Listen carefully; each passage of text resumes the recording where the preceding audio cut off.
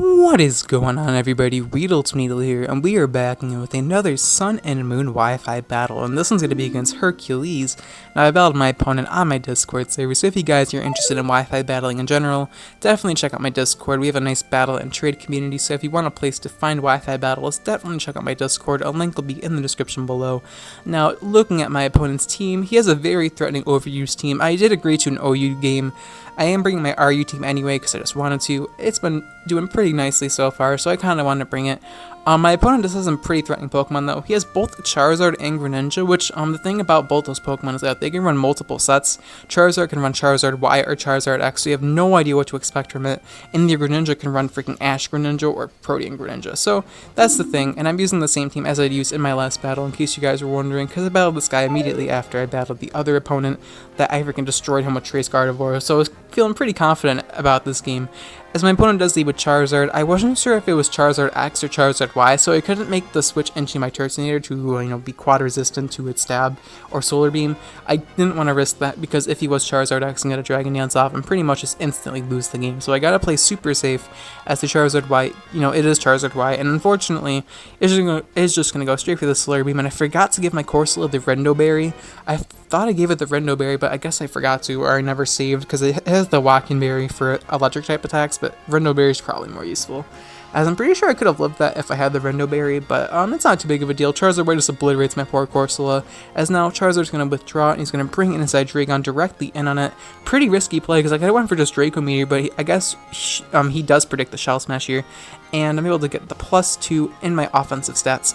And I'm actually really surprised we're facing a dude again. Like, I'm so used to facing females. Like, legitimately, ever since I mentioned that, I've been facing females nonstop, I think, I ended the curse of pussy, and now there's some dicks in my life, which is pretty nice. But unfortunately, the Hydreigon actually reveals to be Choice Scarf. Not too surprising, since, most Hydreigons are Choice Scarf nowadays. But, yeah, a little unfortunate, because I just kind of let my Turtonator die for no reason there at all. So, I lose 2 Pokemon in the first 3 turns in the game. That's a little bit upsetting. A minor upset, but we're going to keep going into this game. I don't give up that easily, as now Charizard is going to come in to absorb the Ice Punch. Nice play on his part, as now he's just going to choose to go for Flamethrower. I am Assault Vest, so I'm hoping I can just live this attack and just remove this Charizard from the game right now, as thankfully Bewear comes through, lives the Flamethrower, even though it's weak to it technically because of the Fluffy ability, and we're able to knock out the Charizard with the Thunder Punch. So at the very least, that Charizard's finally dead, as now in comes the Greninja.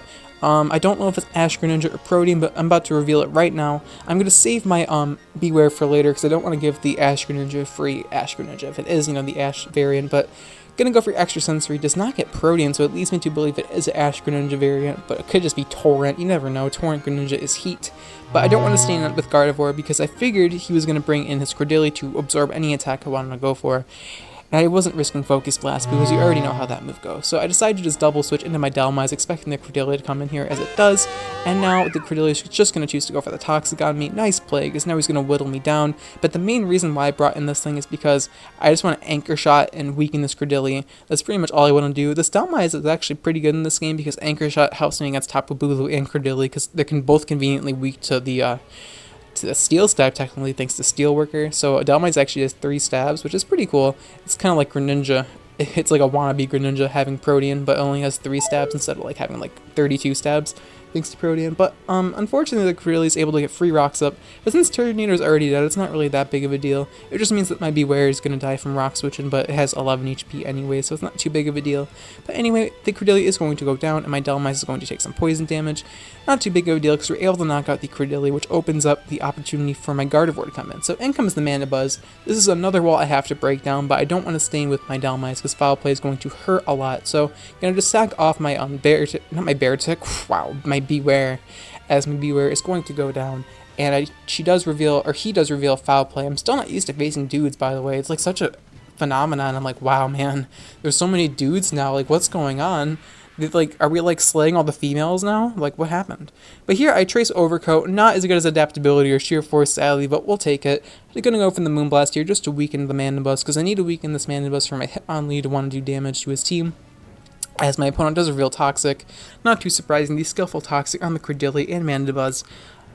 my opponent does have like a balanced team, so it's understandable. Poison is just nice to get rid of stuff. I ran Toxic on some of my offensive Pokemon like Rapidash and stuff that suffer from having like no move pool, so Toxic's like their only good offensive move, which is kind of pathetic. But gonna go for the Moonblast with my Gardevoir and just knock out this Mandibuzz. At the very least, we're able to knock out this defensive tank. And, yep, the Mandibuzz is going to go down. Its shiny form looks pretty sick, by the way. But, yep, down goes the Mandibuzz, as now my opponent is going to bring in his Greninja. Not shiny Greninja, because, it's Ash Greninja, and Ash Greninja cannot be shiny. So, yeah, it's good to know. I'm just going to go for the Stab Moonblast here. I'm like, okay, I'm Choice Scarf. It should knock out the Greninja, but it's actually Focus Sash Greninja. I've never seen Focus Sash Ash Greninja in my life, but I could see that it can work, I guess. Dark Pulse is going to bring me pretty low, as the Poison is just going to bring me down super low. I do live the Poison, but unfortunately, since the Stealth Rocks are up, I'm just going to die to the Stealth Rocks Ocean, so I'm just going to go for Moonblast once again. As my opponent saves her Greninja, or his Greninja, and brings in the Tapu Bulu. I'm still not used to facing dudes, by the way. I'm just saying, it's like such a weird thing, actually seeing a dude in the background instead of seeing a female. It's like really weird. But, yeah, my Gardevoir is going to get some grassy terrain, but unfortunately the Poison will knock him out. But at the very least, we're able to weaken the Tapu Bulu, which also opens the door for Hitmonlee, because if this Tapu Bulu is weakened, it obviously can't take fighting type attacks from the Hitmonlee very well, which is nice. So I'm just going to bring in my Dhelmise again. I have no reason not to. I'm pretty sure I could take whatever hit she wants to go for, or he wants to go for. And yeah, the Hornly just going to hit me. It does a lot of damage because grassy terrain plus Tapu Bulu is no joke. But like I said, I do carry the Anchor Shot, so the Anchor Shot should be able to knock out this Tapu Bulu, thankfully, as the Big Bully is going to go down. So thankfully the Tapu Bulu is dead, and that pretty much opens the door for my Hitmonlee, because all my opponent really has left, I believe, is Greninja and Hydreigon, if I remember correctly. So that's nice to know. My opponent is just going to bring in his Greninja here, and he's just going to go for the Ice Beam here. And down goes my Dhelmise, and he's going to get the free Ash Greninja, but it's not too big of a deal, because like I said, Hitmonlee is my only way of winning at this point, since Tapu Bulu and the Mandibuzz are dead, so I finally opened the opportunity for Hitmonlee to do a little bit of work here, so I'm hoping that it works out for me. So the Greninja is going to transform into Ash Greninja, look very scary, and yeah, that's pretty cool, but at the very least it's not Focus Ash, or it's not Life Orb Respect, so it's not going to do too much damage with its attacks, which is good to know. So I'm just going to bring up my Hitmonlee here, and since I do carry the Mach Punch, I'm confident I can take a Water Shuriken if he does carry it. So he is going to choose to withdraw, bring in his Hydreigon here, as I am just going to choose to go for Mach Punch onto the Hydreigon, do absolutely nothing, but at the very least, I know I can tank whatever hit he wants to go for. I was kind of hoping he'd go for Draco Meteor here, so I go for the Endure, because I'm pretty sure that would have brought me down to 1 HP because it stabbed Draco from Hydreigon, but he actually chooses to go for Fire Blast instead. That works for me. It just doesn't do all that much damage. I would have liked him to bring me down to low HP, just to bring me down to like my Lychee Berry. That's pretty much all I need, because I just need Unburden to win this game. But yeah, the Hydreigon's going to go for Fire Blast again. I knew I could live it, and I knew he was locked into it because he outsmarted Turtonator earlier on in the game. As my Lychee Berry does activate here, and now I'm just going to hit him with the Reversal. It's not at full power, but after the Lychee Berry and that fact that I'm at red HP, it should be able to knock out the Hydreigon as it does, and the only reason why I need to Unburden to activate it so I can just outspeed this Greninja's Water Shuriken and knock him out with the Mach Punch. So we're actually able to bring back the game from a 4-6 deficit and win with a narrow 1-0 victory. So that was a pretty fun battle, Hercules. I had a lot of fun. Thanks for the battle, man. If you guys enjoyed the battle and want to see more of my content, definitely hit that like button. Your guys' support really means the world to me. And I also love reading your guys' comments. I love reading all your guys' comments, and just everything you say, the funny shit sometimes makes my day. And I really appreciate everyone's support lately. It just means the world. And the question of the day is going to be, what is your favorite Generation 4 Pokemon? Now, Generation 4 has a lot of amazing Pokemon, in my opinion. It has like all of the new evolutions, like Magmortar, Togekiss, Tangrowth, Yanmega. Those Pokemon are so cool. I would put those Pokemon on their own list. I just think that adding evolutions is definitely one of the coolest things Gen 4 did. Because I don't think any generation has done that outside of EV evolution, so that's just pretty cool. But yeah, my favorite Pokemon from Generation 4 is probably a tie between Garchomp and Bronzong. I like those Pokemon a lot.